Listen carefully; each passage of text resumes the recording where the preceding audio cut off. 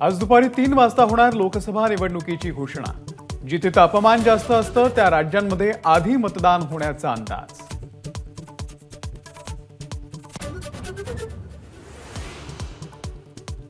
राज्य मंत्रिमंडळाची आज आठवड्यामधली तिसरी बैठक। आचारसंहिता लागू होण्याआधी घोषणांचा पाऊस पडण्याची शक्यता।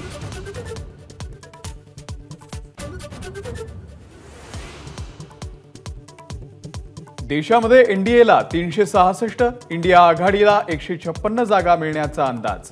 एबीपी माझा आणि सी वोटरचा ओपिनियन पोल, तर इतर पक्षांना 21 जागांचा अंदाज।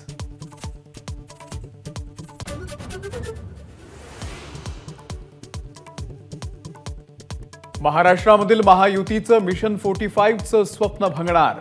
एबीपी सी वोटरचा सर्वे, महाराष्ट्रामध्ये महायुतीला 28 तर महाविकास आघाडीला 20 जागा मिळण्याचा अंदाज।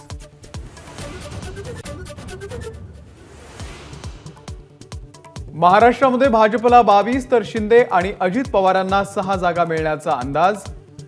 एबीपी माझा आणि सी वोटरचा ओपिनियन।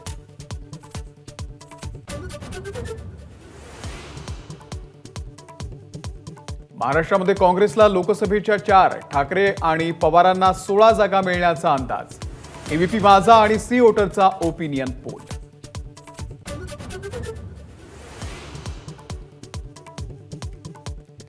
17 मार्च नंतर महाविकास आघाडीचं जागा वाटप जाहीर होणार। शुक्रवारच्या बैठकीमध्ये 8 ते 9 जागांवरती पुन्हा एकदा चर्चा।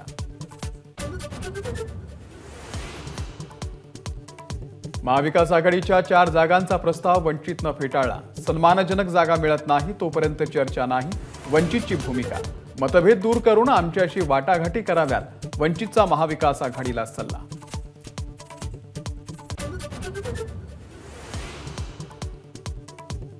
राहुल गांधींची भारत जोडो न्याय यात्रा आज ठाणे मार्गे मुंबईमध्ये दाखल होणार।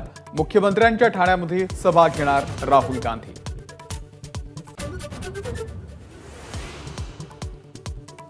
राज्यामध्ये सर्व शाळांमधील शिक्षकांना ड्रेस कोड लागू होणार। शिक्षकांना शाळेमध्ये जीन्स आणि टी-शर्ट घालण्यास बंदी, तर शिक्षकांच्या नावापुढे इंग्लिशमध्ये TR आणि मराठी T लावण्याची परवानगी। एबीपी माझा, उघडा डोळे बघा नीट।